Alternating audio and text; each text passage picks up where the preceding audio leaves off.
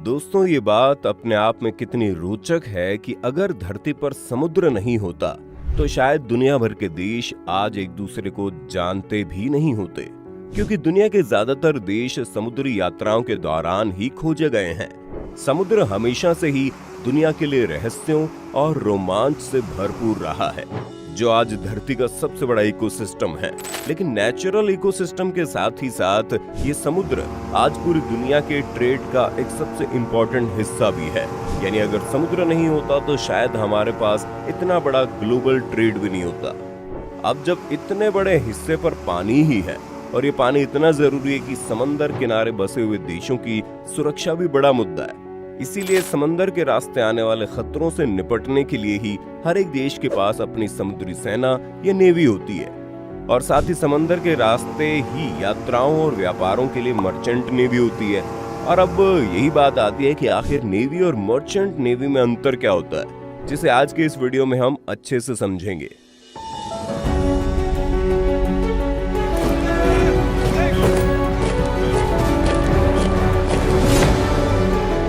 सबसे पहले आइए इन दोनों की हिस्ट्री को समझते हैं। भारतीय सेना के 3 भाग हैं, जिसमें थल, जल और वायु सेना है। थल सेना का काम जमीन पर देश की सुरक्षा करना, वायु सेना का काम आसमान से देश की सुरक्षा करना और जल सेना का काम समुद्री रास्तों से आने वाले खतरों से निपटना है।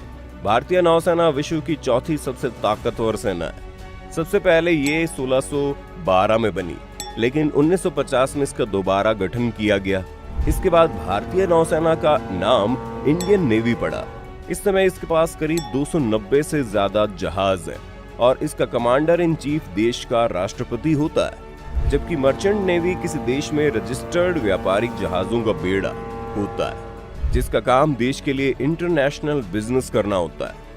पहले विश्व युद्ध के बाद ब्रिटिश मर्चेंट शिपिंग बेड़े को किंग जॉर्ज V ने मर्चेंट नेवी का खिताब दिया। उसके बाद बाकी देशों ने भी इसे अपना लिया, नेवी और मर्चेंट नेवी। लोगों में नेवी और मर्चेंट नेवी को लेकर हमेशा कंफ्यूजन रहता है। कंफ्यूजन बनता भी है क्योंकि दोनों में ही समुद्री जहाजों से काम होता है, दोनों का पहनावा भी लगभग एक जैसा होता है।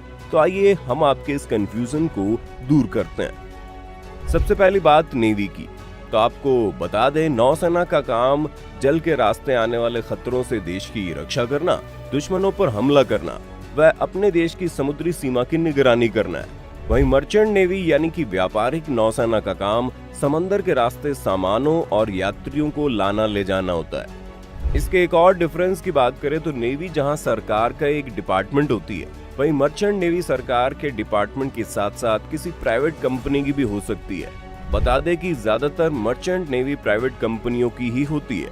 यहाँ समझने वाली बात यह है कि इंडियन नेवी का काम समुद्री जहाजों की मदद से देश की समुद्री सीमाओं की रक्षा करना है, जबकि मर्चेंट नेवी का काम समुद्री जहाजों की मदद से सामानों और यात्रियों को एक देश से दूसरे देशों में पहुंचाना है। वैसे आपकी जानकारी के लिए बता दें, समुद्र के किनारे से भारत 12 नॉटिकल मील यानी कि करीब 22 किलोमीटर तक समुद्र में भारत को सारे अधिकार मिले हुए हैं, जिसमें बिना किसी इंफॉर्मेशन के घुसने पर नेवी हमला कर सकती है।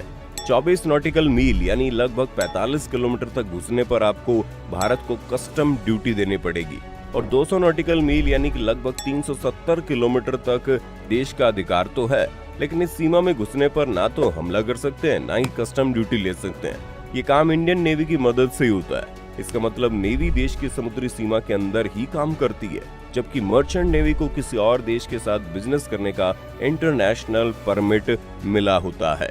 नेवी के जहाजी बेड़े में submarine, warship, petrol vessels, landship, tank जैसे जहाज होते हैं, जबकि मर्चेंट नेवी के जहाजी बेड़े में oil tanker, cruise ships, cargo ship, container ships जैसे जहाज होते हैं। इंडियन नेवी पूरी तरह से गवर्नमेंट और परमानेंट जॉब है।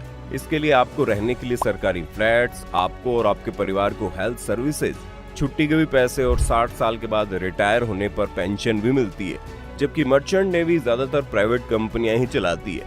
इसमें जॉब्स कॉन्ट्रैक्ट पर 6 महीने से 1 साल या इससे ज्यादा की हो सकती है। उसके बाद आपको घर बैठना पड़ेगा, फिर से कॉन्ट्रैक्ट मिलने पर ही आप जॉब पर जा पाएंगे। इतना नहीं, आप जॉब से कभी भी किसी भी वक्त निकाले जा सकते हैं, लेकिन इसमें सैलरी 15K पर मंथ से लेकर आपके एक्सपीरियंस के हिसाब से 7 से 8 लाख पर मंथ भी हो सकती है। जो कि नेवी के कंपैरिजन में कई गुना हो सकती है। हालांकि मर्चेंट नेवी में रिटायर होने की कोई उम्र नहीं है। आप जब तक स्वस्थ हैं काम कर सकते हैं। नेवी में आपको अनुशासन, सम्मान और देशभक्ति की प्रेरणा मिलेगी, जबकि मर्चेंट नेवी में आप फाइनेंशियली मजबूत होंगे। यहाँ आप एक और बात समझिए, मर्चेंट नेवी में आप जहाज पर अपने परिवार को रख सकते हो, लेकिन नेवी में नहीं। और अगर सिलेक्शन प्रोसेस की बात करें तो नेवी में सरकारी एजेंसीज एग्जाम करवाकर हायरिंग करती है, जबकि मर्चेंट नेवी में हायरिंग प्राइवेट कंपनियां करती है। इंडियन नेवी रक्षा मंत्रालय को रिपोर्ट करती है, जबकि मर्चेंट नेवी की निगरानी ministry of ports, shipping and waterways करती है। ये तो हो गई डिफरेंस की बात। अब यहाँ एक और सवाल बनता है कि नेवी और मर्चेंट नेवी में सिमिलर क्या होता है। तो बता दें कि दोनों में ही देश विदेश घूमने का मौका मिलता है। दोनों के ड्रेस काफी ज्यादा हद तक एक जैसे होते हैं। दोनों में आपको महीनों तक शिप्स पे रहना पड़ता है। दोनों में आपको फिजिकली और मेंटली फिट रहना पड़ता है। साथ ही दोनों के जहाजों की देखरेख और रखरखाव के लिए पोर्ट्स यानी बंदरगाह होते हैं। तो आपको भी समंदर से प्यार है, देश विदेश घूमने की चाहत है और सफर के रोमांच के साथ पैसा कमाने की इच्छा है, तो देर मत कीजिए। आप भी नेवी में भर्ती होने के लिए मौजूद जानकारी के हिसाब से तैयारी करना शुरू कर दीजिए और अपने सपने को जी भर के जीने की कोशिश कीजिए। तो दोस्तों, ये थी नेवी और मर्चेंट नेवी के बारे में सारी जानकारियां। तो आपको ये जानकारी कैसी लगी हमें कमेंट में बताइए। अगर आज की वीडियो पसंद आई तो इसे लाइक करने के साथ साथ अपने दोस्तों और रिश्तेदारों में शेयर कर देना। अगर आप ये वीडियो YouTube पर देख रहे हैं तो चैनल को सब्सक्राइब करके बेल आइकन दबा दें। और अगर Facebook पर आप ये वीडियो देख रहे हैं तो Facebook पेज को जल्दी से लाइक करें। फिलहाल के लिए इतना ही। अभी दीजिए हमें इजाजत। आपसे मुलाकात होगी अगली वीडियो में। शुक्रिया।